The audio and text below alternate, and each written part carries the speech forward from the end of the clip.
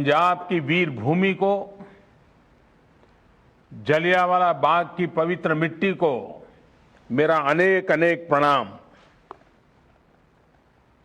मां भारती की उन संतानों को भी नमन जिनके भीतर जलती आजादी की लौ को बुझाने के लिए अमानवीयता की सारी हदें पार कर दी गई। वो मासूम बालक बालिकाएं, वो बहनें, वो भाई जिनके सपने आज भी जलियांवाला बाग की दीवारों में अंकित गोलियों के निशाने में दिखते हैं। वो शहीद कुआं जहां अनगिनत माताओं बहनों की ममता छीन ली गई, उनका जीवन छीन लिया गया, उनके सपनों को रौंद डाला गया, उन सभी को आज हम याद कर रहे हैं। भाइयों और बहनों, जलियांवाला बाग वो स्थान है जिसने सरदार उधम सिंह, सरदार भगत सिंह जैसे अनगिनत क्रांतिवीरों, बलिदानियों, सेनानियों को हिंदुस्तान की आजादी के लिए मर मिटने का हौसला दिया। 13 अप्रैल 1919 के वो 10 मिनट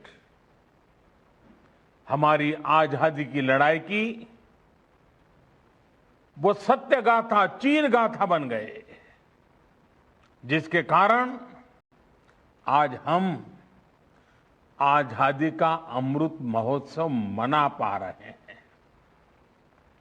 ऐसे में आजादी के 75वें वर्ष में जलियांवाला बाग का स्मारक का आधुनिक रूप देश को मिलना हम सभी के लिए बहुत बड़ी प्रेरणा का अवसर है। ये मेरा सौभाग्य रहा है कि मुझे कई बार जलियांवाला बाग की इस पवित्र धरती पर आने का, यहां की पवित्र मिट्टी को माथे पर लगाने का सौभाग्य मिला है। आज जो रेनोवेशन का काम हुआ है, उसने बलिदान की अमर गाथाओं को और जीवंत बना दिया है। यहां जो अलग अलग गैलरी बनाई गई हैं, जो दीवारों में शहीदों के चित्र उकेरे गए हैं, शहीद उधम सिंह जी की प्रतिमा है, वो सब हमें उस कालखंड में लेकर जाते हैं। जलियांवाला बाग नरसंहार से पहले इस स्थान पर पवित्र वैशाखी के मेले लगते थे। इसी दिन गुरु गोविंद सिंह जी ने सर्वदा भला की भावना के साथ खालसा पंथ की स्थापना की थी। आजादी के 75वें साल में जलियांवाला बाग का ये नया स्वरूप देशवासियों को इस पवित्र स्थान के इतिहास के बारे में, इसके अतीत के बारे में बहुत कुछ जानने के लिए प्रेरित करेगा। ये स्थान नई पीढ़ी को हमेशा याद दिलाएगा कि हमारी आजादी की यात्रा कैसी रही है। यहां तक पहुंचने के लिए हमारे पूर्वजों ने क्या क्या किया है, कितना त्याग, कितना बलिदान, अनगिनत संघर्ष। राष्ट्र के प्रति हमारे कर्तव्य क्या होने चाहिए, कैसे हमें अपने हर काम में देश को सर्वोपरि रखना चाहिए, इसकी भी प्रेरणा नई ऊर्जा के साथ इसी स्थान से मिलेगी।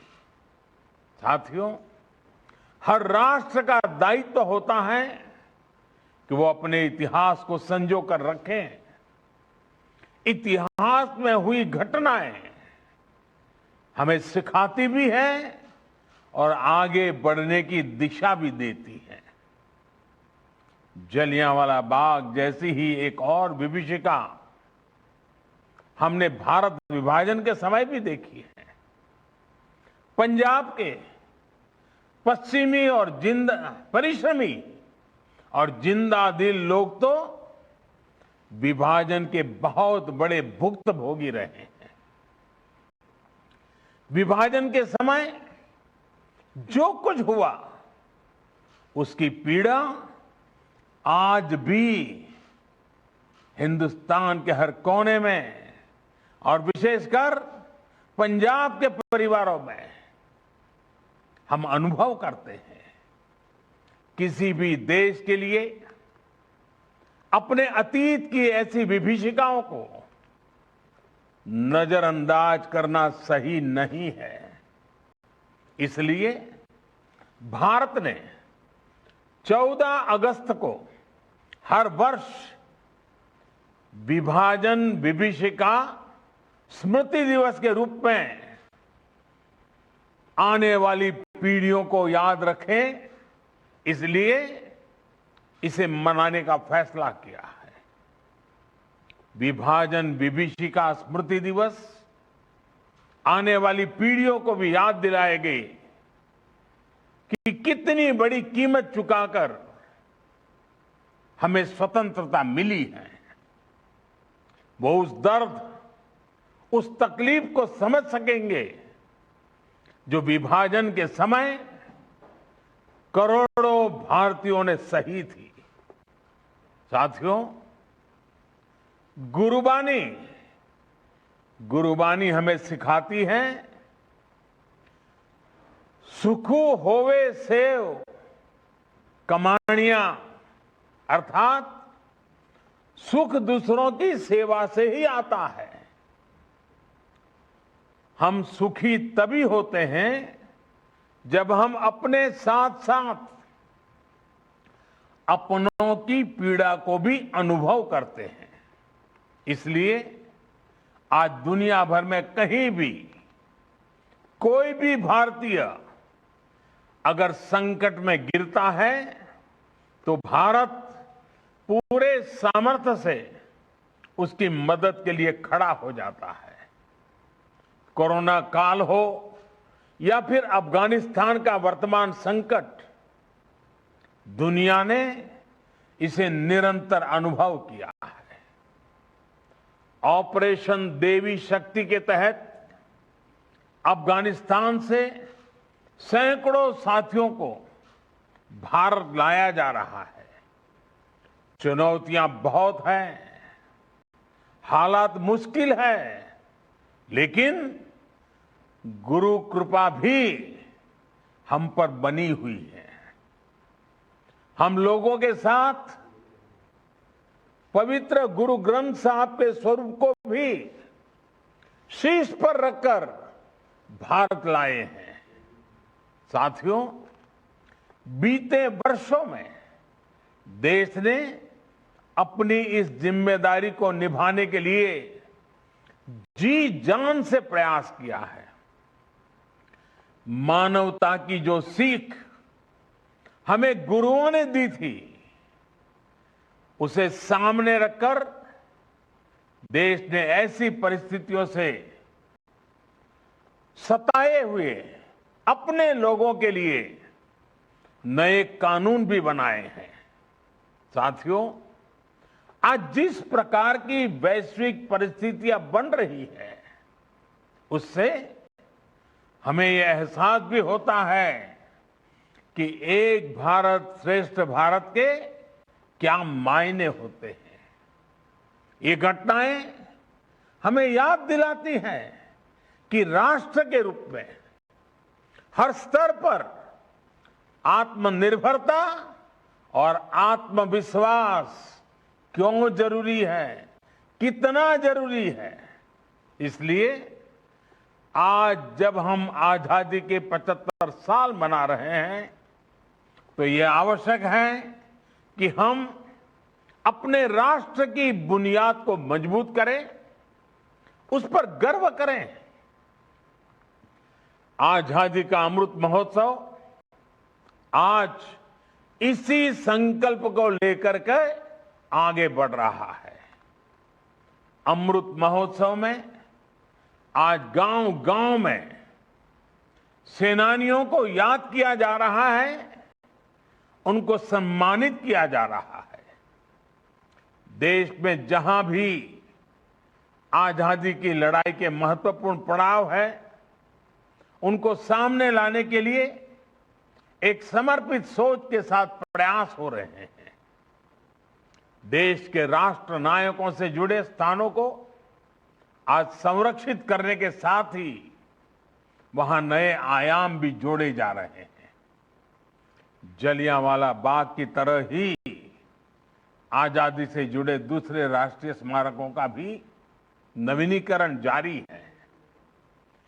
इलाहाबाद म्यूजियम में 1857 से लेकर 1947 की हर क्रांति को प्रदर्शित करने वाली देश की पहली इंटरैक्टिव गैलरी, इसका निर्माण जल्द ही पूरा हो जाएगा। क्रांतिवीर चंद्रशेखर आजाद को समर्पित ये आजाद गैलरी सशस्त्र क्रांति से जुड़े वहां उस समय के दस्तावेज, कुछ चीजें, उसका भी एक डिजिटल अनुभव देगी। इसी प्रकार कोलकाता में विप्लवी भारत गैलरी के में भी क्रांति के चिन्हों को भावी पीढ़ी के लिए आधुनिक तकनीक के माध्यम से आकर्षक बनाया जा रहा है। इससे पहले सरकार द्वारा आजाद हिंद फौज के योगदान को भी इतिहास के पिछले पन्नों से निकालकर सामने लाने का प्रयास किया गया है। अंडमान में जहां नेताजी ने पहली बार तिरंगा फहराया, उस स्थान को भी नई पहचान दी गई है। साथ ही अंडमान के द्वीपों का नाम भी स्वतंत्रता संग्राम के लिए समर्पित किया गया है। भाइयों और बहनों, आजादी के महायज्ञ में हमारे आदिवासी समाज का बहुत बड़ा योगदान है। जनजातीय समूहों ने त्याग और बलिदान की अमर गाथाएं आज भी हमें प्रेरणा देती है। इतिहास की किताबों में इसको भी उतना स्थान नहीं मिला जितना उनको मिलना चाहिए था, जिसके वो हकदार थे। देश के 9 राज्यों में इस समय आदिवासी स्वतंत्रता सेनानियों और उनके संघर्ष को दिखाने वाले म्यूजियम पर भी काम चल रहा है। साथियों, देश की ये भी आकांक्षा थी कि सर्वोच्च बलिदान देने वाले हमारे सैनिकों के लिए राष्ट्रीय स्मारक होना चाहिए। मुझे संतोष है कि नेशनल वॉर मेमोरियल आज के युवाओं में राष्ट्र रक्षा और देश के लिए अपना सब कुछ न्यौछावर कर देने की भावना जगा रहे हैं। देश को सुरक्षित रखने के लिए पंजाब सहित देश के कोने कोने को जो हमारे वीर सैनिक शहीद हुए हैं, आज उनको उचित स्थान और उचित सम्मान मिला है।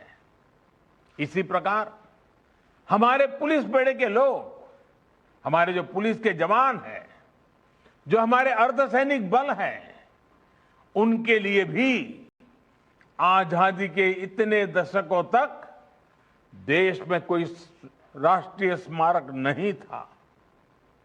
आज पुलिस और अर्धसैनिक बलों को समर्पित राष्ट्रीय स्मारक भी देश की नई पीढ़ी को प्रेरित कर रहा है। साथियों, पंजाब में तो शायद ही ऐसा कोई गांव, ऐसी कोई गली है जहां शौर्य और शूरवीरता की गाथा न हो। गुरुओं के बताए रास्ते पर चलते हुए पंजाब के बेटे बेटियां मां भारती की तरफ टेढ़ी नजर रखने वालों के सामने चट्टान बनकर खड़े हो जाते हैं। हमारी ये धरोहर और समृद्ध हो, इसके लिए निरंतर प्रयास किए जा रहे हैं। गुरु नानक देव जी का 550वां प्रकाशोत्सव हो, गुरु गोविंद सिंह जी का 350वां प्रकाशोत्सव हो, या फिर गुरु तेग बहादुर जी का 400वां प्रकाशोत्सव हो, ये सभी पड़ाव सौभाग्य से बीते 7 सालों में ही आए हैं। केंद्र सरकार ने प्रयास किया है कि देश में ही नहीं बल्कि पूरी दुनिया में इन पावन पर्वों के माध्यम से हमारे गुरुओं की सीख का विस्तार हो। अपनी समृद्ध धरोहर को भावी पीढ़ियों तक पहुंचाने के लिए काम लगातार जारी है। सुल्तानपुर लोधी को हेरिटेज टाउन बनाने का काम हो, करतारपुर कॉरिडोर का निर्माण हो, ये इसी प्रयास का हिस्सा है। पंजाब की दुनिया के अलग अलग देशों से एयर कनेक्टिविटी हो, या फिर देश भर में जो हमारे गुरुस्थान है उनकी कनेक्टिविटी हो, उसको सशक्त किया गया है। स्वदेश दर्शन योजना के तहत आनंदपुर साहिब, फतेहगढ़ साहिब, फिरोजपुर, अमृतसर, कटखड़ कलां, कलानौर, पटियाला हेरिटेज सर्किट को विकसित किया जा रहा है। कोशिश ये है कि हमारी ये समृद्ध विरासत भविष्य की पीढ़ियों को प्रेरित भी करती रहे और पर्यटन के रूप में रोजगार का साधन भी बने। साथियों, आजादी के ये अमृतकाल पूरे देश के लिए बहुत महत्वपूर्ण है। इस अमृतकाल में हमें विरासत और विकास को साथ लेकर चलना होगा और पंजाब की धरती हमें हमेशा हमेशा से इसकी प्रेरणा देती रही है। आज ये जरूरी है कि पंजाब हर स्तर पर प्रगति करे, हमारा देश चहुं दिशा में प्रगति करे। इसके लिए हमें मिलकर काम करना होगा। सबका साथ, सबका विकास, सबका विश्वास और सबका प्रयास की भावना के साथ साथ हमें काम करते रहना होगा। मुझे पूरा विश्वास है कि जलियांवाला बाग की ये धरती हमें हमारे संकल्पों के लिए सतत ऊर्जा देती रहेगी और देश अपने लक्ष्यों को जल्द पूरा करेगा। इसी कामना के साथ एक बार फिर इस आधुनिक स्मारक की बहुत बहुत बधाई, बहुत बहुत धन्यवाद।